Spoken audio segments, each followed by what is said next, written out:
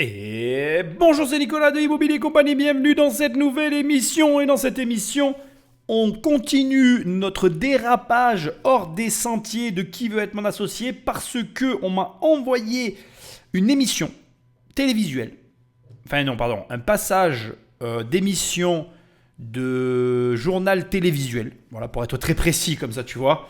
Et je peux même te dire que c'est une chaîne du groupe national de notre télévision. Ce que je dis a un sens, j'en suis moins sûr.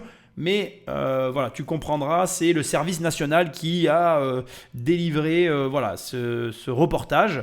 Et en fait, on m'a dit, mais il faut que tu me fasses une émission podcast là-dessus parce que ça parle d'immobilier. Bon, de toute façon, tu as vu le titre, ça parle de squattage immobilier. Donc pour ceux qui ne le savent pas, j'ai fait un podcast déjà sur le squat immobilier. Il est en ligne, il est accessible, il est partiellement lié à l'émission que je vais faire parce que dans l'émission que nous allons voir ensemble aujourd'hui, il y a pour toute une majorité, tout le début, on va dire 80% de l'émission, 75% de l'émission, c'est plus juste, tu vas avoir tout ce qui concerne l'actualité du squat. Et le dernier tiers, parce que c'est à peu près ça, tu vas avoir les personnages que j'ai suivis dans le podcast sur la chaîne, sur les squatteurs. Donc si tu cherches, je ne suis pas inquiet, tu vas trouver, tu tapes squatter, immobilier, compagnie, et je pense que tu verras tous les podcasts que j'ai fait sur le sujet, il n'y en a pas 36 en même temps. Donc en fait, cette émission n'est même pas une continuité de la précédente, c'est une nouvelle émission que je vais retraiter en fonction des nouveaux éléments que l'on va découvrir ensemble, mais elle complète partiellement aussi ce que l'on a pu déjà voir, tout en sachant que je te le dis à l'avance, tu vas te faire engueuler. Donc, âme sensible, s'abstenir. Tu pourras sauter éventuellement la dernière partie parce que je sais déjà que je vais me mettre en colère sur la dernière partie de cette émission. Tu verras, c'est téléphoné. Bref, avant d'attaquer, je te rappelle l'usage de ce podcast parce que c'est très important. Laisse-moi des étoiles et un commentaire là où tu m'écoutes parce que c'est ce qui permet de référencer le podcast. Et je remercie tous ceux, avec mon cœur, avec mon âme, qui le font parce que c'est grâce à vous que cette émission a pris de l'ampleur et existe encore aujourd'hui. Et j'aime toujours autant faire ces podcasts. Sinon, tu prends le téléphone d'un ami et tu l'abonnes sauvagement à l'émission. Ou alors, tu vas sur immobiliercompagnie.com et dans l'onglet livres, il y a mes livres. Et dans l'onglet formation, il y a mes formations. Et dans l'onglet coaching, il y a mes coachings. Et en me faisant travailler, c'est une manière pour toi de soutenir l'émission. En plus, c'est vachement bien parce qu'en retour, tu as des conseils. C'est pas que du soutien, c'est aussi un service. Voilà, ça c'est dit. Et enfin, pour terminer, on va attaquer cette émission en beauté. Patrick Magnéto. C'est le cauchemar de tout propriétaire. Alors, petite visite de l'appartement après le squat. Des appartements saccagés, totalement dégradés. Ça, c'est déboîté, ça, c'est décollé. L'œuvre de squatteurs ou de mauvais payeurs selon les propriétaires qui partagent ces images. Mon Dieu, mon fou. Alors certains n'hésitent pas à se faire justice eux-mêmes pour les déloger, même s'ils se mettent hors la loi. Tentative de squat durant la nuit. Bon, alors déjà pour commencer, je suis pas d'accord. Ça n'est pas le cauchemar de tout propriétaire. C'est l'incompréhension générale de toute personne normalement constituée face à une injustice probante.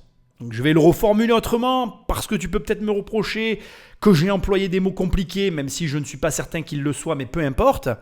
Je pense qu'en réalité, si tu mets plusieurs personnes autour de la table de tous les bords différents et que tu expliques qu'en fait, une personne fait un crédit pour acheter un bien, pour le louer, pour avoir un complément de revenu, fait des efforts, paye des impôts et qui derrière, en cas de problème, n'est ni assisté, ni aidé, voire même est délaissé seul dans son coin, ça n'est pas un cauchemar, c'est une injustice.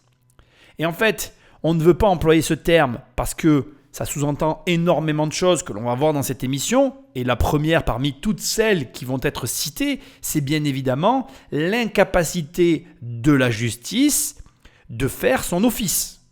C'est-à-dire que quel est le rôle de la justice ? C'est justement de faire régner la justice. Quel est le rôle d'un tribunal, d'un juge, d'un avocat ? C'est qu'à la fin, quand le délibéré est rendu, quand on va avoir dans les mains le jugement, on ait normalement un sentiment de justice qui soit appliqué. Or, je vais te le dire clairement, déjà premièrement, on fait tous une erreur commune, moi y compris, on attend de la justice quelque chose qu'elle n'a pas vocation à faire en France en tout cas. Et deuxièmement, on est tous déçus, mais pas parce que la justice ne fait pas son office, mais parce qu'on part d'un postulat qui est faux. Et moi, c'est mon prof de droit qui me l'a appris. À l'époque, quand il me l'a appris, ça m'a bousculé parce qu'effectivement, je me suis rendu compte que j'avais une fausse croyance sur mes attentes vis-à-vis de la justice. La justice n'est pas là pour rendre justice, elle n'a de juste que le nom. La justice est là pour équilibrer les forces entre les plus faibles et les plus forts. Et dès l'instant que je t'ai dit ça, tout le reste devient cohérent. Et c'est à ce moment-là que tu comprends pourquoi on a ce sentiment d'injustice. C'est à ce moment-là que tu comprends pourquoi on est tous d'accord sur le fait que les jugements qui sont produits sont complètement injustes. Parce qu'en réalité, la justice ne cherche pas à rendre justice, la justice cherche à équilibrer les forces. Dans le rapport locataire-propriétaire, qui a le plus de force? Le propriétaire. Pour quelle raison? Pas parce qu'il a un crédit, pas parce que le crédit le met en difficulté, mais parce qu'en réalité, il capitalise. Ce que ne fait pas le locataire. Le locataire ne capitalise pas. Donc, on considère qu'il perd de l'argent. On considère dès le départ que le locataire n'a pas de position dominante sur le propriétaire parce qu'en fait, son attitude financière n'est pas à son avantage. Là où, à l'inverse, malheureusement ou heureusement, j'en sais rien, le propriétaire bailleur capitalise en plus de gagner peut-être de l'argent. Parce que pour la justice, la donnée, l'élément, le point sur lequel le bailleur gagne ou perd de l'argent n'est pas connu. C'est-à-dire que le juge ne sait jamais si il est face à un propriétaire bailleur qui est en bénéfice sur ses loyers ou s'il est face à un propriétaire bailleur qui est en perte sur ses loyers. Cet élément-là, qui est essentiel dans notre appréciation de la situation, n'est à aucun moment mis sur la table dans le jugement. Est-ce qu'il devrait l'être? Absolument pas. Je suis désolé de le dire, ça peut te choquer, mais la réalité, c'est qu'on s'en fiche que le bailleur soit en bénéfice ou en perte. La réalité, c'est simplement qu'il y a un différend du paiement d'un loyer entre un bailleur et un locataire et que le juge doit statuer sur le fait que oui ou non, le locataire est en position, est en situation financière de payer ce qu'il doit à son bailleur. La réalité, elle n'est pas belle non plus, parce qu'il faut dire que tout le monde n'est pas tout rose dans cette affaire. Il y a beaucoup de locataires qui organisent aujourd'hui leur insolvabilité, il faut le savoir. C'est des éléments qui sont non plus pas pris en compte par les juges. Les juges s'en fichent complètement que le locataire ait organisé son insolvabilité ou pas. Moi, j'ai eu dans ma vie une locataire qui non seulement ne payait pas son loyer, mais qui en plus avait une épargne colossale, mais qui mettait cette épargne sur un autre compte en banque. Alors comment je l'ai su ? Figure-toi que c'est une histoire complètement rocambolesque. Il y a un corbeau qui m'a envoyé la copie des comptes bancaires de la personne en question. Bon, personnellement, je m'en fous parce que c'est amusant. En fait, je vais être très abrupt et affreux. La personne n'avait pas payé son loyer pendant 3 ans. Si je ne te dis pas de bêtises, ça commence à remonter. C'était il y a plus de 10 ans maintenant, donc j'ai un peu oublié.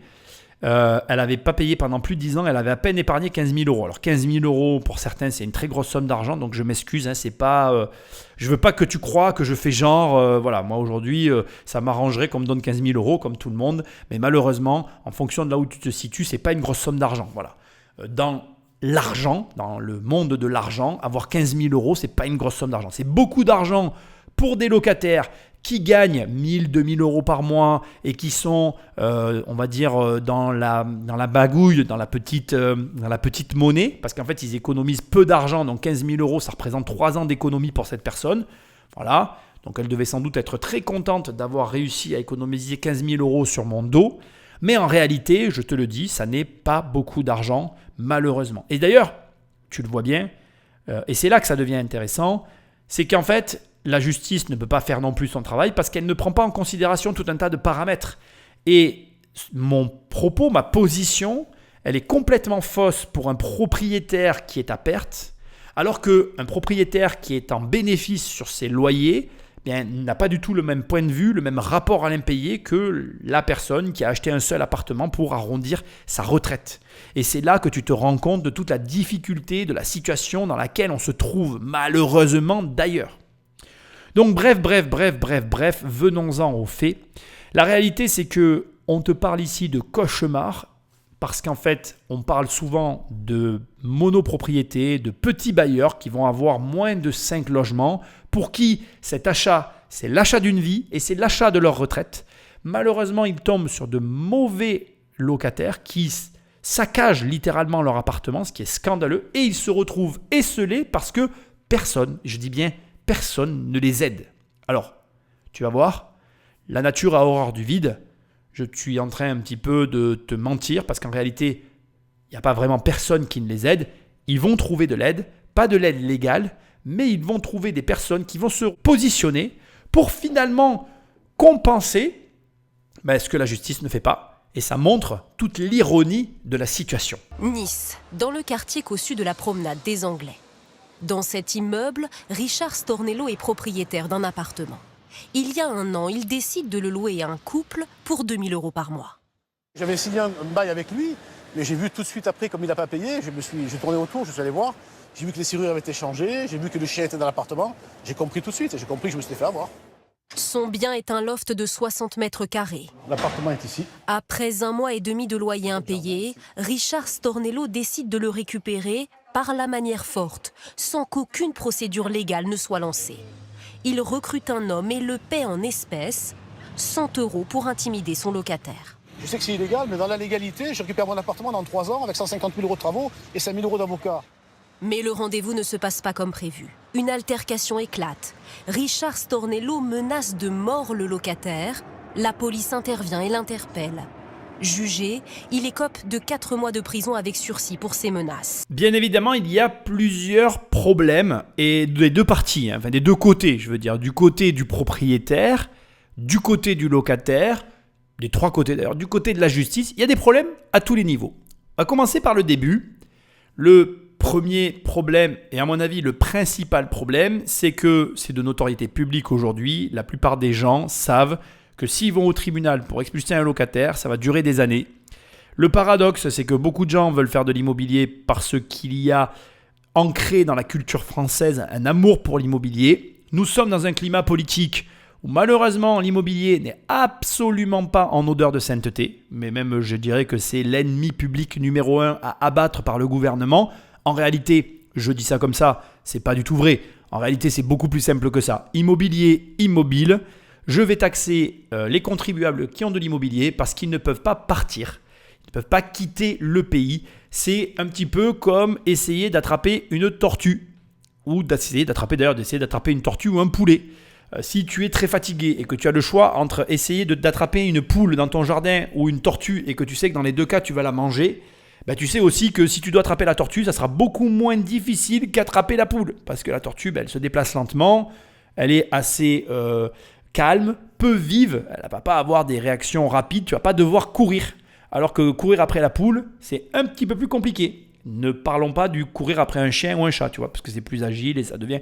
Plus tu prends un animal rapide, plus ta capacité à l'attraper a besoin d'être élaborée ou en tout cas tu as besoin d'être agile et d'avoir des compétences parce qu'en réalité, la plupart des animaux qui sont lents et calmes sont simples à attraper. Bref, tout ça pour te dire quoi? Que les investisseurs immobiliers sont les plus simples à taxer. Ils sont comme la tortue, lents, calmes, voilà. Ils n'ont pas de réaction vive, ils ne peuvent pas se déplacer rapidement.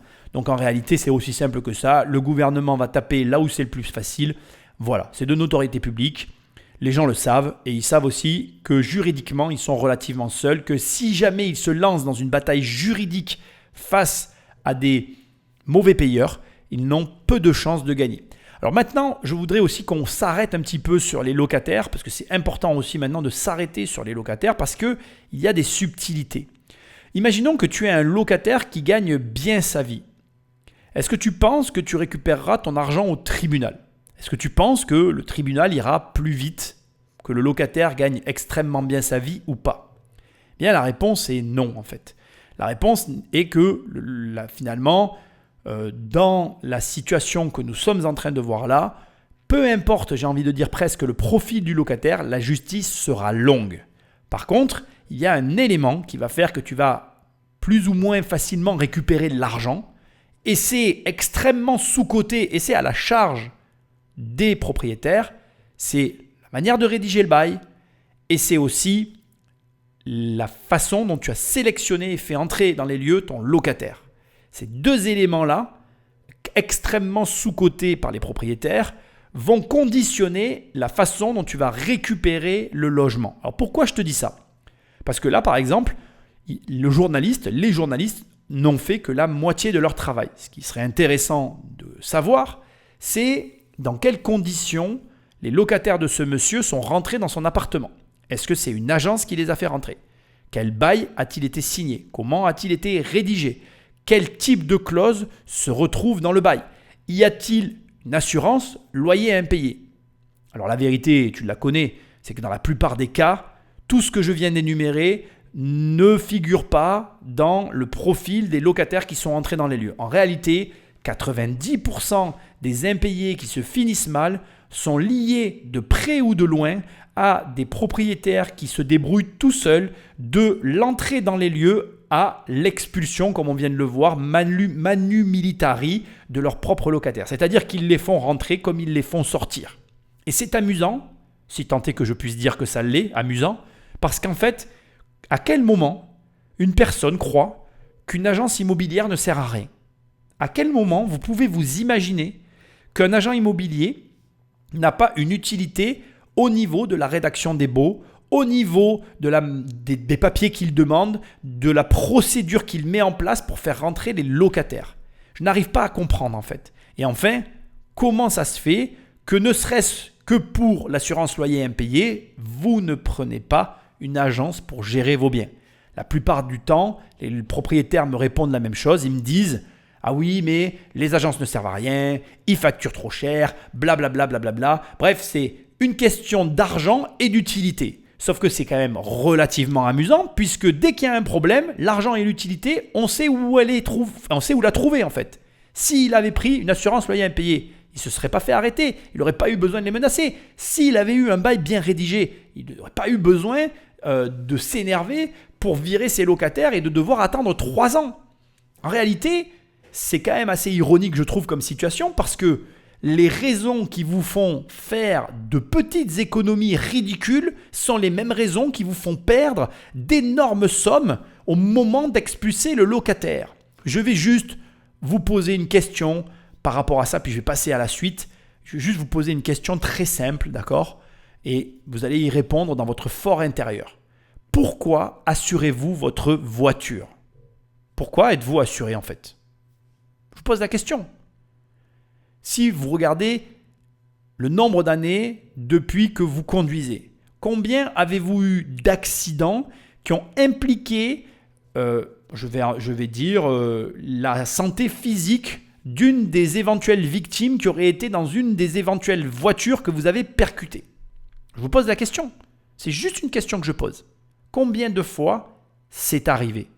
Voilà. Combien de fois l'intégrité physique de tous les accidents que vous avez eus a-t-elle été engagée de la tierce personne qui se trouvait dans le véhicule en face ? La réponse, je vais te la donner parce que je la connais, c'est jamais en fait. C'est très rare. Moi, j'ai eu dans ma vie, c'était même pas moi, c'était mon grand-père, j'étais dans la voiture avec mon grand-père, j'ai eu une fois un accident où notre intégrité physique était en jeu. Et tout ça, je te dis tout ça pourquoi ? Parce qu'en fait, si comme moi ça t'est arrivé une fois, est-ce que ça vaut le coup d'être assuré tout le temps ? Ben la réponse est oui. Ben oui, parce que la fois où ça t'arrive, tu n'as pas envie de payer 200 000 € de dommages et intérêts à la personne en face à qui il manque un bras. Bon, j'exagère, je ne sais pas combien tu payeras, mais tu comprends ce que je veux dire. La mécanique, elle est la même. On est en train, vous êtes en train, les propriétaires radins, parce que je vais employer ce terme, ne veulent pas passer par des agences parce qu'ils refusent de payer 30 balles ou 40 balles par mois pour un dommage qui derrière se quantifie en milliers d'euros très rapidement. Sans compter que là, on a une peine de prison avec sursis qui, je dois le dire, en fonction de ton âge et de ta situation, peut te coûter des centaines de milliers d'euros, voire des millions d'euros, parce qu'il y a des activités où tu ne peux pas créer ta boîte si tu as un casier judiciaire. Tu vois le délire. Donc, comment vous comptez ? Comment vous comptez ? Et je m'arrêterai là. Maintenant, ça, c'était la partie des propriétaires qui sont fautifs sur cette partie-là parce qu'ils ont des outils pour se protéger de tout ça et de jamais être dans cette situation. Maintenant, passons à la justice qui ne fait pas son travail, mais qui, au-delà de ne pas faire son travail, dur, dur, c'est même pas le terme, c'est les affres du temps, c'est les couloirs du temps. Quand tu rentres dans un tribunal, tu rentres dans un truc pour une durée indéterminée, avec un résultat que tu ne connais pas. Enfin bref, le tribunal, c'est un enfer. En plus d'être un enfer, tu as des juges qui sont pro-locataires. Par ville, en général, les avocats sont en mesure de te dire « Ah ben si vous tombez sur tel juge, vous avez une chance de gagner, sinon vous aurez perdu. » Les avocats le savent, sans compter le tarif, sans compter tout ce qu'il faut faire, et sans compter que, il faut quand même le dire, les tribunaux produisent des jugements qui sont pour la plupart, dans le cadre du locatif, inapplicables. Il faut le savoir. Hein. Donc c'est vrai que, franchement, je te le dis, il n'y a aucun intérêt d'aucune sorte que ce soit à aller au tribunal. Est-ce que c'est normal ? Non. Est-ce que c'est normal ? Non, bien sûr que non. On paye des impôts, on devrait avoir une justice. C'est la réalité. C'est la réalité pour beaucoup de domaines. Je te parle de l'immobilier parce que c'est le domaine que je connais le mieux, mais moi j'ai eu des procès beaucoup en immobilier, la plupart. J'ai eu quelques procès dans mes affaires à côté. Non, j'en ai pas eu en fait, je te dis une connerie. J'ai eu que des procès en immobilier, essentiellement dû à des locataires qui ne me payaient pas le loyer. J'ai eu que ça quasiment. Et si, quand j'étais marchand aussi, j'avais des procès par rapport à mes ventes. Bon, ça c'est aussi, ça fait partie du métier. Bref, c'est comme ça. Donc, en tant que marchand, tu as des procès parce que tu vends et on t'attaque parce que, tu es vendeur, donc tu les as forcément arnaqués. Bon, ça, c'est la même. En fait, tu as les mêmes problèmes avec les acheteurs, avec tes acheteurs quand tu es marchand de biens que tu as avec tes locataires quand tu es bailleur. C'est la même chose, sauf que les montants ne sont pas les mêmes. Bref. Et dans les deux cas, c'est toujours le même qui perd. Quand tu es marchand de biens et que tu vends, c'est toi qui perds parce que tu es marchand. Tu es riche apparemment. Bon, tu es riche quand tu es marchand de biens. Voilà, c'est de notoriété publique. Il serait intéressant aussi de faire des études parce que quand tu prends un marchand de biens sur 3-4 ans d'activité, en fait, quand tu vois entre les problèmes qu'il a eu, etc., il n'y en a pas beaucoup qui sont réellement gagnants parce qu'en fait, tu as beaucoup de frais. Mais bref, on ne va pas parler de ça. Et de l'autre côté, les bailleurs, c'est pareil. Pour tirer ton épingle du jeu, il faut avoir un certain patrimoine parce qu'après, au bout d'un moment, tu as des pertes et profits et puis tu t'y retrouves sur les flux. Voilà. C'est ça la vérité en fait. Elle n'est pas très belle. Les juges fantasment l'enrichissement des propriétaires parce qu'en réalité, la majorité des gens perdent de l'argent et n'ont même plus envie d'aller en justice parce que les juges sont pro-locataires et plombent totalement le rapport à la justice. Bon, voilà, ça c'était pour la justice. Il ne nous reste maintenant plus que le dernier volet, les locataires. Ceux-là aussi, j'ai des choses à dire. Les locataires, ils ont très bien compris la situation. Je dirais qu'il y a plusieurs types de locataires mauvais payeurs, dont une espèce qui est vraiment aujourd'hui quasiment exclusivement sur le marché. C'est-à-dire que parmi tous les types de mauvais payeurs qui existent, il y en a vraiment un que tu vas retrouver tout le temps, c'est le locataire qui organise son insolvabilité. C'est-à-dire que tu as un profil de locataire actuellement qui est insolvable, qui sait pertinemment qu'en organisant son insolvabilité, il est intouchable dans le système français et qui va tout mettre en œuvre pour ne jamais pouvoir être saisi d'aucune manière que ce soit. Le pire, c'est que souvent ils sont connus, reconnus, que même parfois les noms reviennent et qu'entre bailleurs, quand tu as des bailleurs qui ont une certaine surface, on connaît les noms de ces gens-là. C'est quand même assez ironique, je trouve. Les tribunaux aussi ont l'habitude de certains énergumènes, je vais dire ça comme ça. La finalité derrière tout ça, c'est quoi ? C'est qu'en fait, on a un système aujourd'hui qui est organisé comme ça, qu'en réalité, tu n'as aucune prise sur ce système. Tu n'as aucun moyen actuellement de changer la situation. Donc la meilleure chose que tu puisses faire, c'est l'accepter. Je suis désolé de te le dire, mais c'est la réalité. Tu ne peux pas transformer tout ce que je suis en train de te dire. Alors attends, avant que je continue, je vais quand même t'ouvrir et te fermer la parenthèse sur les autres types, on va dire, de locataires qui existent sur le marché. Tu as les locataires qui connaissent extrêmement bien la loi. Ça existe, il faut le savoir. Moi, j'ai déjà été confronté à des locataires qui connaissent extrêmement bien la loi et qui vont jouer de subtilité en subtilité pour ne pas payer leur loyer. Ceux-là, il faut s'en méfier. Ils sont très très forts.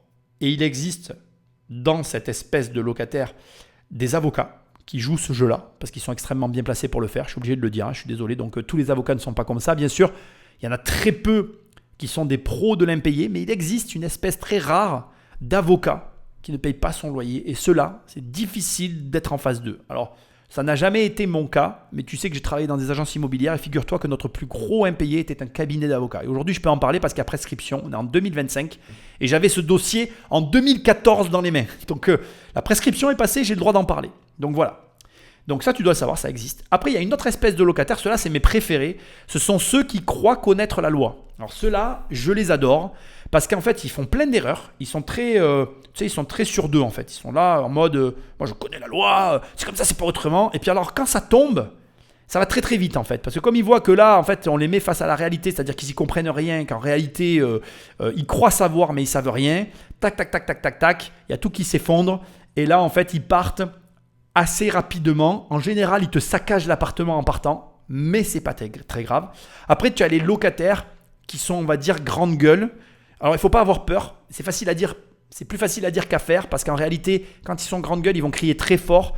Et si tu cries plus fort qu'eux et que tu n'as pas peur, eh bien, ils vont finir par partir. Parce que c'est qu'une question de gueulardise, si je peux parler comme ça.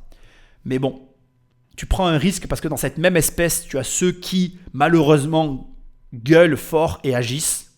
Donc, c'est-à-dire que moi, j'ai déjà été confronté. Moi, j'ai un locataire qui m'a menacé au couteau une fois. Voilà. Bon, j'ai pas eu peur. Je suis peut-être un peu débile, mais ça m'est aussi arrivé, ça. Je pourrais te raconter plein des histoires de locataires. Hein. Forcément, tu comprends bien que j'en ai beaucoup. Hein. Donc voilà. Ceux qui n'ont pas peur et qui agissent, c'est compliqué. Voilà. Donc il faut que toi aussi tu sois un peu idiot à ces moments-là. Il faut être plus idiot qu'eux. Mais c'est pas le meilleur des conseils que je te donne parce que ça peut mal finir. Puis la police peut venir s'en mêler. Et honnêtement, franchement, je vais te le dire, c'est vraiment pas la bonne solution. Donc moi, je suis pas en train de te dire d'être idiot comme eux. Hein. Mais en vérité, dans ces cas-là, il faut pas avoir peur. Voilà, c'est ça la réalité. Bref, la finalité, c'est quoi ? Je vais pas commencer à délirer dans mes trucs là. Il y a plein d'autres profils qui existent et c'est pas le propos. La vérité, c'est que toi, ton objectif, il est très simple. Il est tout simplement de te protéger par voie légale. En fait, je vais continuer l'émission, bien sûr, parce qu'elle m'intéresse énormément, cette émission, pour le dernier point que je n'ai pas encore abordé, mais que je vais aborder. Mais là, déjà, l'émission pourrait s'arrêter. J'ai qu'un seul conseil à te donner, c'est de te protéger. Donc franchement, mon meilleur conseil, c'est de prendre une assurance loyer impayé. C'est ce que tu dois prendre. Point à la ligne. Après, tu feras comme tu as envie, tu prendras la décision que tu as envie, je ne serai pas là pour le voir. Moi, je te dis juste ce que tu dois faire parce que c'est la meilleure des solutions. Il y a une subtilité dans les assurances loyers impayés que je vais rapidement souligner parce que je pense que je dois amener des précisions. Tu as bien évidemment les garanties Visale et les garanties privées. Moi, j'ai une préférence pour les garanties privées. Je n'aime pas les garanties Visale et les garanties d'État. C'est toi qui feras ton propre choix. Mon conseil, c'est de prendre des garanties privées. Ne serait-ce parce que la seule raison que je vais invoquer ici, mais il y en aura d'autres, mais c'est la seule que je vais invoquer ici, la raison principale, elle est très simple, elle est que, pour moi, en fait, les contraintes de la garantie privée sont plus intéressantes que les contraintes de la garantie Visale. Parce qu'en réalité, la qualité finale du locataire que tu vas obtenir dans ton logement est meilleure avec la garantie privée qu'avec la garantie Visale. Voilà. Donc tu feras comme tu as envie. Je ne serai pas là pour juger, voir les choix que tu vas faire. Mais je te le dis, choisis une garantie privée. Tu me remercieras sur le long terme. Pas sur le court terme, sur le long terme. Maintenant, on vient au point qui m'a motivé à faire cette émission. Le point que je n'avais pas pu soulever la dernière fois. Le point qui est le plus intéressant. Le recours à des personnes que tu payes pour impressionner, agir sur ton impayé de loyer.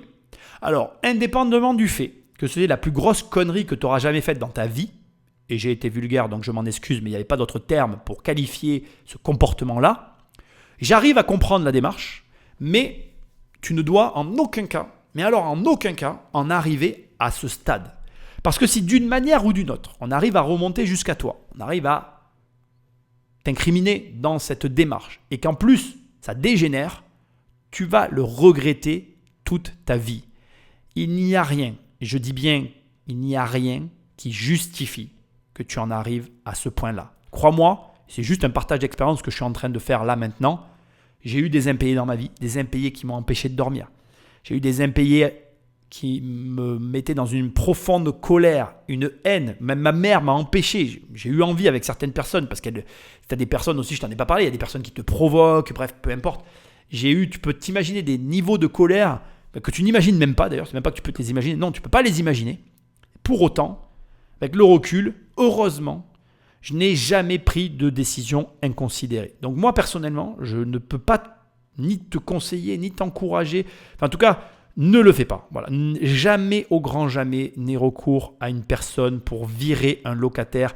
C'est la pire idée dans l'histoire des mauvaises idées. Voilà. Parce que si ça te retombe dessus, si pour la diverse raison, il y a le moindre problème, tu vas le regretter toute ta vie pour de l'argent. Pour de l'argent. Je suis désolé de te dire ça, c'est toujours pareil, c'est facile quand on en a de parler comme je parle, mais ça n'est pas l'argent qui va te permettre de mieux vivre. Il vaut mieux perdre de l'argent et se comporter correctement que mal se comporter et avoir de l'argent. C'est mon opinion, c'est le conseil que je te donne. Si tu veux avoir de l'argent dans ta vie, suis une ligne de conduite et ne franchis pas cette ligne, ne la franchis pas. Il a fait l'erreur et aujourd'hui, ce monsieur a un certain âge. Peut-être qu'il ne le regrette pas par rapport à son âge et à sa carrière qui est derrière lui. Ce n'est pas le cas de tout le monde. Et de toute façon, tu ne sais pas de quoi la vie est faite. Ne fais pas cette connerie. Tu as tellement d'autres outils pour t'en sortir sans en arriver là que, en fait, pour moi, il n'y a pas de raison d'en arriver là. Des propriétaires, prêts à tout pour récupérer leurs biens, mais expulser un squatteur peut coûter cher. 3 ans de prison et 30 000 € d'amende. Sur Internet pourtant, il y a des dizaines d'offres pour aider les propriétaires à se débarrasser de leurs squatteurs. Propriétaire, il est temps d'agir. Libérez votre propriété dès maintenant. Et c'est justement ce service illégal que propose cet homme. Il a accepté de nous rencontrer à l'abri des regards et témoigne à visage caché. Officiellement, il gère une entreprise de sécurité privée. Officieusement, certains soirs, il déloge des squatteurs avec des méthodes parfois musclées. Minimum, je suis à 5 personnes. Le minimum. Et ce sont quel genre de profils qui viennent intervenir avec vous? C'est des beaux gabarits.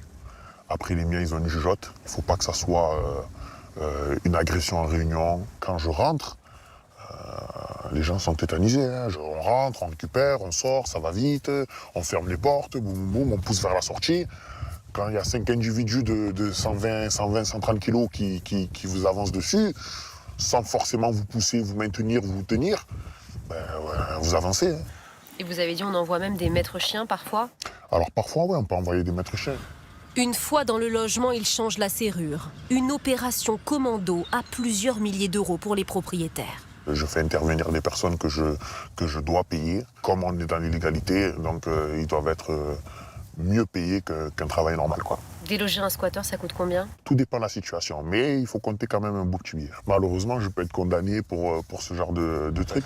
Il dit n'avoir jamais eu de problème avec la police. Alors c'est pas parce qu'il le dit que c'est vrai déjà, et il faut quand même le préciser, malgré tout c'est illégal ce qu'il fait, il n'a pas le droit. Il n'a pas le droit d'intervenir, il n'est personne, c'est-à-dire que cet homme qu'ils ont réussi à interviewer, qui propose un service aux propriétaires qui souhaitent expulser leurs locataires, n'a aucun droit d'agir, aucun, mais aucun. C'est interdit à tous les niveaux. Alors après ce qui est hyper intéressant, c'est que malgré tout on est face à des personnes qui se sont organisées, qui sont intelligentes et qui ont compris comment ça fonctionnait. Pas de violence, pas d'agressivité. Ils vont rentrer, ils vont pousser les personnes vers l'extérieur. Et c'est aussi pour ça qu'il se permet de dire qu'il n'a jamais eu de problème avec la police, parce qu'il adopte un comportement qui empêche tout le monde d'agir. Alors, c'est le moment pour moi, ici, d'aborder un sujet très délicat. Donc, je te présente mes excuses à l'avance, parce que je vais peut-être tenir des propos qui vont te paraître incohérents ou pour lesquels il va manquer des éléments. Je vais faire de mon mieux pour que ce soit clair. Il y a des choses que je ne peux pas dire. Et donc, je vais essayer de te faire passer des messages autant que je le peux dans la mesure de la légalité. Parce qu'il y a des choses que je ne peux pas dire. C'est aussi simple que ça. Voilà. En gros, si tu veux, en France, on est déjà le pays des lois inapplicables, il faut le savoir. C'est-à-dire qu'en France, il y a tellement de règles, tellement de lois, qu'il y a plein de lois qui ne s'appliquent pas.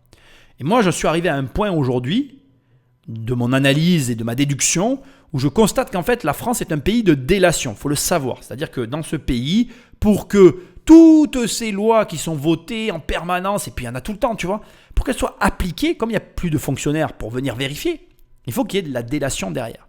Ça nous amène où tout ça? Ça nous amène à deux choses intéressantes, si je puis me permettre de le dire comme ça. La première, c'est que ça veut dire qu'en fait, il y a plein de choses que tu peux faire et que pas vu, pas pris. C'est quand même une réalité. Donc je suis en train de sous-entendre d'une certaine manière qu'en fait, dans la mesure où on agit en connaissance de cause, même si on fait des choses qui ne sont pas vraiment légales, tant qu'elles ne sont pas vraiment illégales, dans la zone grise, on va dire, eh bien finalement, qu'est-ce qu'on risque? Je ne suis pas en train de te dire de faire des choses illégales, on est bien d'accord, ce n'est pas de ça dont je parle. Je te parle, en fait, tout simplement, des lois inapplicables, des vides juridiques. Je te parle en fait de comportements que l'on va faire pour lesquels il y a un vide juridique. Voilà.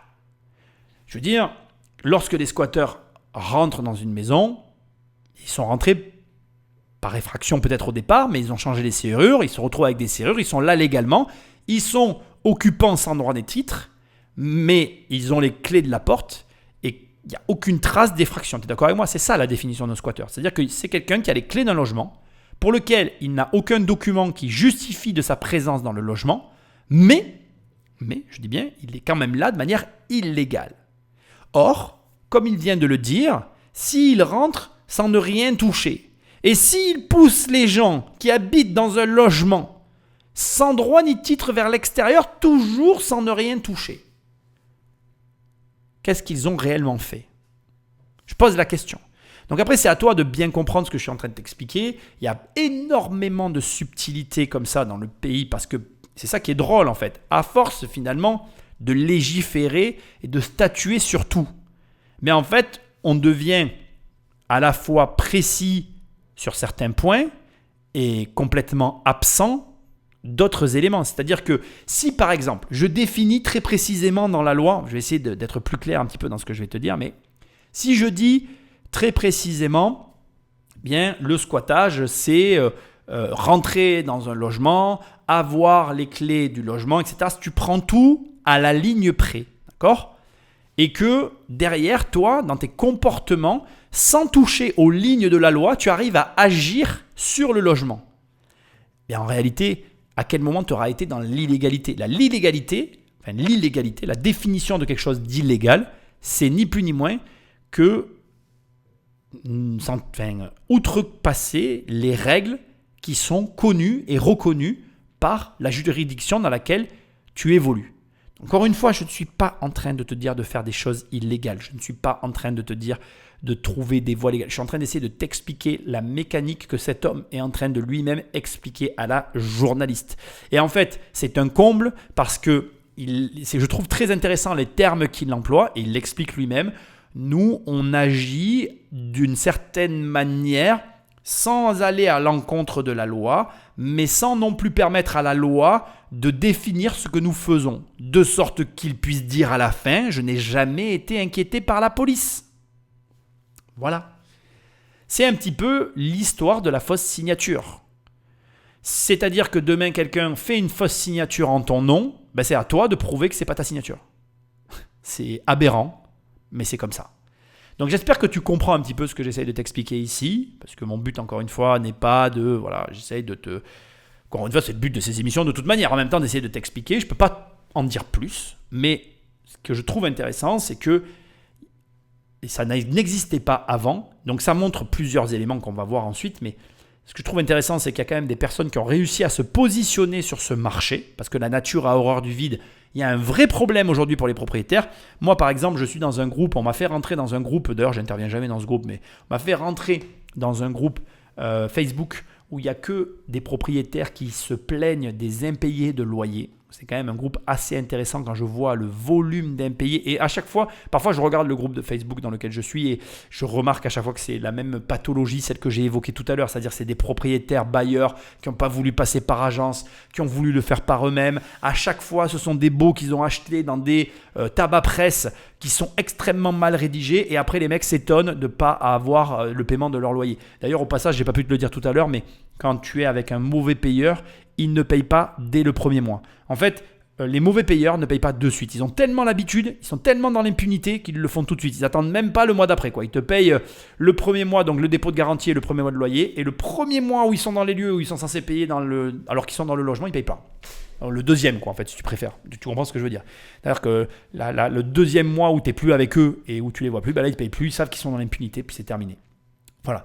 Donc bref, il y a donc des personnes qui ont analysé le marché, qui ont une compréhension de la loi suffisante pour agir et qui proposent un service, comme tu l'as compris, un service qui est très lourdement facturé, parce qu'on est dans l'illégalité la plus totale. Mais la douleur, elle est tellement élevée et les gens, ils en ont tellement marre de la justice qu'en fait, au final, eh bien, ils vont opter pour des solutions illégales.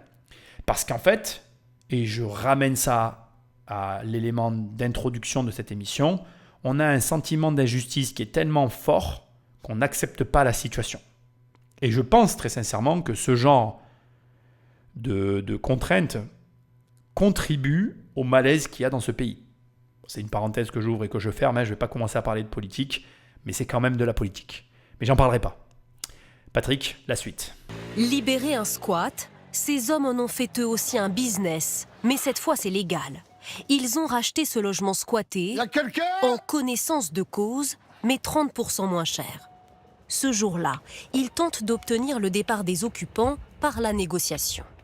Allô, monsieur le squatteur, viens me voir s'il te plaît que l'on parle.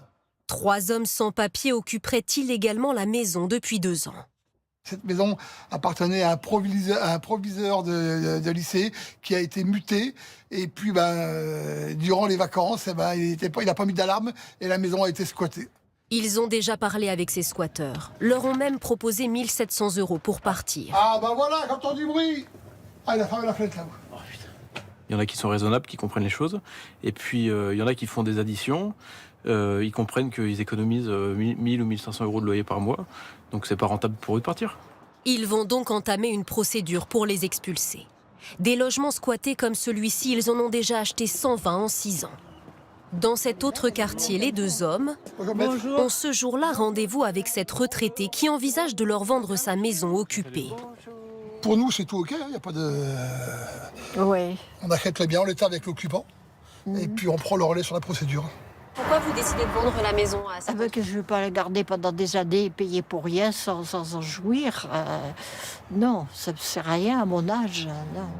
Elle a hérité de ce bien il y a 4 ans, mais aujourd'hui encore... Alors c'est bien fermé. Impossible de le récupérer. Le neveu de son compagnon décédé refuse de partir. Vous avez essayé de parler avec l'homme qui occupe cette maison? Il dit toujours qu'il va la quitter, mais il la quitte jamais. J'ai été patiente. Elle a récemment porté plainte pour occupation illégale. C'est des dossiers, ils sont très longs à sortir. Le temps d'obtenir vraiment une expulsion, c'est très long. J'ai d'autres clients dans le sud, carrément, ils ont pris une pelleteuse et puis ils ont démoli leur propre maison parce qu'ils n'en pouvaient plus. Contacté, le neveu évoque un conflit dans la succession. Il y a 2 ans, jour pour jour, je t'ai fait des émissions sur le squattage. 2 émissions quasiment sûres, il y a 2 ans à peu près, où je te parlais du squat et d'une émission à peu près comme celle-ci. Il y a 2 ans, d'accord ? Il y a 2 ans. Et lors de ces émissions, je t'ai parlé de ces 2 associés. Il y a eu une émission entière sur l'opportunité qu'était le squat. Est-ce que tu as entendu ? Est-ce que tu as seulement entendu ce qu'elle vient de dire ? C'est incroyable. Ils ont acheté en 6 ans 120 maisons, 120 logements. Une moyenne de 20 logements par an. Je vais juste te poser une question avant que je t'engueule vraiment fortement. Est-ce que tu as acheté 20 logements ? Est-ce que l'année prochaine, tu as prévu, avec un plan, de pouvoir acheter 20 maisons ? Ils sont seuls à le faire. Qu'est-ce que tu attends ? Qu'est-ce que tu attends ? Je n'y crois pas. Là, j'aurais dû voir 2 autres personnes qui remerciaient Nicolas Popovic de Immobilier Compagnie d'avoir donné le filon et de leur avoir permis de créer une société concurrente à celle-là. Tu as une idée, je remets le couvert. Je suis en train de te montrer 2 ans après, donc en 2 ans ils ont acheté 40 baraques, que tu peux faire la même chose qu'eux. Qu'est-ce que tu attends ? Je te pose la question. Qu'est-ce que tu attends ? À mon avis, tu n'attends rien parce que tu n'as pas de plan. Mais si tu arrives à acheter 20 baraques par an qui sont squattées, que tu revends parce que tu t'occupes du squat, à mon avis, tu vas te faire du pognon. À mon avis, tu as un business dans les mains. À mon avis, tu pourras me faire un témoignage et me remercier. Ça ne devrait pas être trop compliqué. Ça pourrait même être gratuit et spontané. Je le prendrai bien et ça m'aidera beaucoup. Mais ça m'énerve profondément parce que là, je suis en train de regarder une émission où je vois encore une fois les 2 mêmes têtes qui font tout le temps le même process et qui ne discutent même pas. En fait, ils arrivent, oui, non, mais c'est bon, ça nous convient. Bon, mais ils l'achètent moins cher que le tarif, largement moins cher, et ils font leur affaire de la situation. Qu'est-ce que tu attends ? Je te pose la question. Tu attends quoi ? Parce que Moi, je ne sais pas ce que tu attends.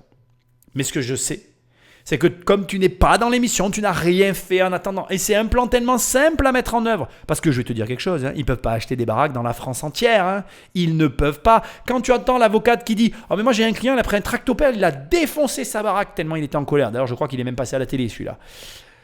Tu comprends qu'il y a une opportunité de marché. Parce que comme je te l'ai dit tout à l'heure, la nature a horreur du vide. Donc vas-y, lance-toi. Qu'est-ce que tu attends ? Il n'y a pas besoin de réinventer la roue. Tu achètes un premier squat, t'en fais ton affaire, ça durera le temps que ça durera, et avec l'argent du premier squat, tu vas acheter le deuxième squat. C'est parti. L'affaire est lancée. Et si t'es pas rassuré, si t'as peur, je fais depuis des années des analyses de qui veut être mon associé. Mais va chercher un associé, bordel, c'est pas très compliqué quand même. Voilà. Et si t'as pas d'associé, t'as pas d'argent, t'as vraiment rien, t'écoutes l'émission, tu dis oui, il a une bonne idée, mais comment je pourrais faire pour le faire ? Tu vas à des rencontres d'entrepreneurs, tu as l'idée, tu essayes de la proposer à quelqu'un qui est prêt à te suivre, tu essayes de trouver quelqu'un qui a de l'argent, tu regroupes 2-3 personnes, quelqu'un qui amène de l'argent, quelqu'un qui est prêt à faire les démarches avec toi pour aller virer les squatteurs, tu te regroupes. Mais arrête de faire ce que tu fais et commence à gagner sérieusement de l'argent avec des modèles qui fonctionnent. Et pourquoi tu ne le fais pas ? Pourquoi ? Je ne comprends pas. Ah oui, tu vas me dire, ah oui, mais c'est compliqué, il faut virer les squatteurs. Non mais quel métier est facile ? Là, c'est un boulot, tu rachètes des maisons en dessous de leur prix, tu les revends à leur prix quand tu as réussi à virer les squatteurs. C'est pas très compliqué quand même, je crois, de mener ce genre de projet. Donc bref, je suis en colère. Tu l'as compris, je vais arrêter de t'engueuler, je pense que tu vois le délire. Quand j'entends deux choses que je suis en train d'entendre là. La première, c'est qu'ils ont continué leur business dans leur coin tranquillement et qu'ils continuent à faire du pognon. Tant mieux pour eux, je suis content, mais de voir que c'est toujours les mêmes, ça m'agace, ils devraient, et j'espère qu'ils en ont, ils doivent avoir des concurrents aujourd'hui. C'est quand même pas très compliqué de les copier. Deuxièmement, c'est aussi ce qui m'énerve, c'est le moment pour moi de te le dire, entre-temps, il y a eu la loi anti-squat et c'est devenu malgré tout bien moins compliqué de virer les squatteurs. Donc, c'est une raison de plus pour ne plus céder à la panique. Et avec les émissions que je produis, tu devrais le savoir. Aujourd'hui, tu vires un squatteur très rapidement, plus rapidement que 3 ans. Alors, je ne vais pas te dire que c'est simple. Il y a des documents à faire, des démarches à faire, il y a des éléments, des pièces à produire. Il faut être entouré des bonnes personnes, il faut connaître toutes les... Je suis d'accord, mais c'est possible aujourd'hui. Donc, la réalité, c'est que tu n'as même plus de raison de vendre à ces gens-là dans la mesure où tu es prêt à t'y coller et à faire les démarches. Et ensuite, si jamais tu es un entrepreneur et que tu m'écoutes, tu n'as pas de raison de ne pas copier, dupliquer ce modèle. Il y a de la place pour tout le monde. Il y a des squatteurs partout en France. On va terminer avec le dernier point parce qu'il est aussi tout autant intéressant que tout ce qu'on vient de voir là. Et à mon sens, une opportunité encore de gagner de l'argent aussi facilement que ces deux-là. Les squats. Un fléau tel que certains bailleurs, comme ici à Toulouse, s'équipent désormais de ce système dissuasif. À la moindre intrusion... C'est très aveuglant, assourdissant. Alarme, effet stroboscopique, puis la fumée et l'intervention d'une équipe de sécurité. En 4 ans, ce bailleur dit avoir protégé 1600 de ses logements. Aucun n'aurait depuis été squatté. Alors moi personnellement je trouve ça très fort parce que au-delà de tout ce qu'on a pu voir dans cette émission, tu as carrément quelqu'un qui a mis en place un boîtier que tu mets dans ton logement et si quelqu'un rentre, tu le déclenches et le mec peut pas rester à l'intérieur, effet stroboscopique, fumée, bruit assourdissant. À mon avis que tu peux activer, désactiver via un téléphone. Avec derrière un gros bailleur qui explique que grâce à ça, un gros bailleur social, a bien sûr protégé tous ces logements qui étaient vacants en attente de travaux et pour diverses raisons qui étaient vides. Et là, tu vois que là encore, il y avait une alternative, une autre opportunité entrepreneuriale au travers des squats. Pourquoi ? Parce qu'il y a une douleur intense qui est liée à ce que je disais au début de l'émission. On a énormément de bailleurs qui font des crédits pour avoir un revenu à leur retraite et qui donc sont à perte et qui donc attendent un loyer pour pouvoir couvrir leur échéance et honorer l'argent qu'ils doivent à la banque. Jusque-là, tout est normal. Je veux dire, je comprends très bien. Je ne suis pas un reproche dans ma bouche. Et du coup, ces gens-là, ils ne veulent pas être squattés. J'ai envie de te dire, mais qui a envie de l'être ? Et après, à un moment donné, tu as envie aussi d'avoir cet argent pour qu'à la fin de ta vie, coules des vies, tu coules des vies, qu'est-ce que je raconte, la vie s'écoule paisiblement et que tu en profites. Voilà, c'est ça que je voulais dire. Voilà, tu coules des jours heureux. C'était ça la phrase que je voulais dire. Bref, c'est ça la volonté. Et on s'attend, dans le pays dans lequel on se trouve, peu importe le pays dans lequel on se trouve d'ailleurs, que le pays, en échange des impôts qu'on paye, garantisse à minima notre sécurité et ce qui s'avère être pour une majorité un semblant de justice. Ce qui malheureusement n'est pas le cas chez nous, hein. Disons-le parce qu'il faut oser le dire, parce que c'est ça le pire. La réalité derrière cette émission, et ce sera la conclusion que je vais te dire, c'est que tu vas le voir. En fait, on est tous d'accord sur ce point-là. J'arrive pas à comprendre comment on en est arrivé là, mais on va en reparler.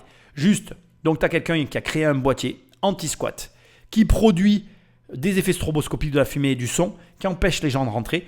Tu vois que finalement, on voit dans cette émission, il y a donc 3 opportunités entrepreneuriales qui ont été présentées. Une complètement illégale, que je ne, bien évidemment, soutiens absolument pas, mais qui existe. Ces personnes qui rachètent les maisons et qui les revendent plus cher une fois qu'ils les ont rachetées après avoir viré les squatteurs. Et enfin, quelqu'un qui a créé un boîtier qui vend aux propriétaires qui veut protéger leur maison. Trouve, comme le squat, une douleur qui est insurmontable pour des clients, propose une solution et tu seras riche et tu pourras me remercier avec un témoignage vidéo. Ça me fera extrêmement plaisir. Bon, tu as compris l'idée. Je termine maintenant en te parlant des commentaires sous la vidéo que j'ai téléchargée. Et je suis assez bluffé parce qu'en fait, donc pour te donner le chiffre, nous avons très précisément donc une vidéo. Attends, je vais commencer du début parce que je vais te donner le nombre de commentaires. Et nous avons une vidéo qui a fait 247 000 vues. Et on a 1724 commentaires, d'accord ? Je les ai survolés. Je ne vais pas te dire que je les ai tous lus. Je suis descendu vraiment très bas dans les commentaires. Tu vois, là, je vais en lire un qui est vraiment très très bas. Comme d'habitude, la justice française sert le plus fort. Les squatteurs, ceux qui ne payent pas leur loyer, mais aussi les propriétaires qui ne respectent pas leurs devoirs. Les autres locataires sans savoir vivre. Bon bref, je ne vais pas tout te lire, mais la plupart des gens soutiennent la même thèse. Attention, si tu détruis ta propre maison sans permis de démolir, tu vas aussi te retrouver devant le tribunal. Pas étonnant qu'il y ait autant d'abstentéisme quand les lois d'un pays conduisent à ce genre de situation. 90% des commentaires sont assassins. J'ai l'impression que la justice en France devient inefficace. C'est terrible. Et je suis vraiment très bas dans les commentaires, hein. Le droit de la propriété, pourtant inscrit dans la Déclaration des droits de l'homme, n'est pas respecté. Je pourrais te dire tout un tas de trucs. C'est tout le temps la même chose qui revient. Bravo à ce monsieur commando. Oust, dehors les squatteurs. Il y a même des gens, on en est même arrivé à avoir des commentaires où les gens soutiennent des comportements illégaux de menaces physiques, ce qui est intolérable. Osons le dire. Tu ne devrais pas soutenir ça. Mais le sentiment d'injustice est tellement fort que les gens finissent par le soutenir. Il n'y a qu'en France que l'on protège les hors-la-loi de la sorte. J'aimerais bien voir les squatteurs à l'Élysée. Ils ne feraient pas long feu. Alors, je ne te passe même pas... et ça, c'est quelque chose que je remarque depuis des années, de cet affront que l'on a envers les hommes politiques. Je trouve qu'aujourd'hui, les gens sont extrêmement vulgaires et n'ont plus aucun respect pour les hommes politiques de ce pays. Mais parce que c'est toutes ces situations qui nous ont conduits là. Moi, je ne cautionne aucun de ces comportements. Ni la violence, ni le manque de respect que l'on peut avoir envers nos hommes politiques. Alors que je vais être honnête, hein, je fais un peu partie de ceux qui ne les respectent pas puisque je ne retiens même pas leur prénom ni même leur nom d'ailleurs, pour être tout à fait honnête. Donc c'est un manque de respect de ma part. Et je comprends qu'on les déteste, parce que je les déteste d'une certaine manière, moi aussi. Mais on reconnaît que si tu te poses une seconde, ce n'est pas des sentiments qui sont normaux. On ne devrait pas réagir comme ça. Mais on en arrive à des situations tellement extrêmes qu'on réagit tous de la même manière. Il a raison, ce monsieur, c'est le monde à l'envers, ma parole. Et attends, mais là, tu verrais comment je suis bas dans les commentaires, c'est un truc de fou. D'ailleurs, tu sais ce qu'on va faire ? Je vais laisser une trace pour te dire jusqu'où je suis allé. Si tu veux descendre pour voir où je suis allé, je vais écrire, on va faire un jeu, tiens, pour ceux qui écoutent le podcast et qui ont envie de s'amuser. Donc, je vais prendre un commentaire, je vais prendre celui-là. Perso, si ça m'arrive, je ne ferai pas appel aux gendarmes. Tu vois, je vais prendre celui-là, comme ça tu verras à quel point je suis allé bas. Et je vais écrire, voici jusqu'où je suis allé. Force. Non, je ne vais pas écrire ça. Non, pas force, mais Bon voilà, voici jusqu'où je suis allé. Le podcast est sur ma chaîne. Merci. Voilà. J'ai posté un commentaire bas dans les commentaires parce que voilà, j'avais envie de le mettre. Bon, la pauvre personne ne comprendra pas pourquoi j'ai écrit ça, mais c'est pas grave. Et s'il écoute l'émission, il comprendra. En tout cas, vraiment, unanimement, les gens sont mécontents de la situation. Voilà, tu as des Vive la France là que je suis en train de voir. Je suis descendu plus bas. Bon, on va arrêter. Je remonte un peu au hasard. Tu vois, je vais en reprendre d'autres. Mais il y a vraiment une unanimité, un regroupement d'avis favorable, on va dire, à l'expulsion des squatteurs, favorable au fait que les gens qui ne payent pas leur loyer aient des conséquences. Or, personne ne bouge. Donc moi, encore une fois, je ne suis pas en train de faire une émission politique. Je constate là simplement une situation qui explique, à mon sens, beaucoup d'autres choses qui me dépassent, simple petit youtubeur immobilier que je suis. Moi, personnellement, le message que je veux te faire passer, s'il te plaît, ne fais pas comme la majorité de ces propriétaires radins qui refusent tout simplement de payer et qui, en ne payant pas, se mettent dans des situations difficiles. Tu as des solutions très simples qui te permettent d'éviter ces désagréments. Et oui, je véhicule le fait de mettre ton bien en gestion. Et oui, je comprendrai que tu ne sois pas d'accord avec ça. Pourtant, comme ça a été dit dans l'émission, est-ce que 30 000 € d'amende et 3 ans d'emprisonnement avec sursis ou pas d'ailleurs, parce que ça c'est au jugement qu'on le verra, ça vaut réellement l'arrachage de cheveux et les quelques trentaines d'euros que tu devrais donner par mois à ton agence immobilière. Et même si c'est plus, après tout, qu'est-ce qui est préférable ? Dormir sereinement sur ses deux oreilles, avoir, entre guillemets, une assurance loyer impayé qui te couvre le cas échéant, ce type de désagrément, ou ne pas la prendre, économiser ces trentaines, quarantaines ou cinquantaines d'euros et passer dans une émission de télé parce que tu auras détruit ta baraque ou ton logement au tractopelle ou parce que tu les auras menacés ou fait appel à un commando pour les expulser, ou alors finalement tu vendras à nos deux osios la baraque à moindre prix parce que tu n'auras pas su ou pas voulu prendre les mesures au départ qui s'imposaient à toi. Réfléchis. Voilà, moi je crois que, comme toujours d'ailleurs, l'humain a une fâcheuse tendance à faire les mauvais comptes. Et encore une fois, c'est pas en économisant des dizaines d'euros que tu vas devenir millionnaire. Hein. C'est à l'achat que tu gagnes de l'argent. C'est pas une fois que tu es, j'ai envie de dire, propriétaire du bien et que tu l'as mis à la location. C'est pas sur tes loyers que tu vas devenir millionnaire. Bref, je pense que l'émission se terminera sur ces jolis mots. Encore une fois, le seul élément qui m'aura mis en colère, c'est le fait de revoir nos deux jeunes entrepreneurs qui sont toujours les mêmes mis en avant et qui continuent de faire le business des squatteurs. J'espère et je te souhaite de lancer ce type d'activité, de gagner beaucoup d'argent et de régler un problème au moins autant douloureux que celui que l'on vient de voir ensemble. Si tu veux travailler avec moi, tu vas sur immobiliercompagnie.com.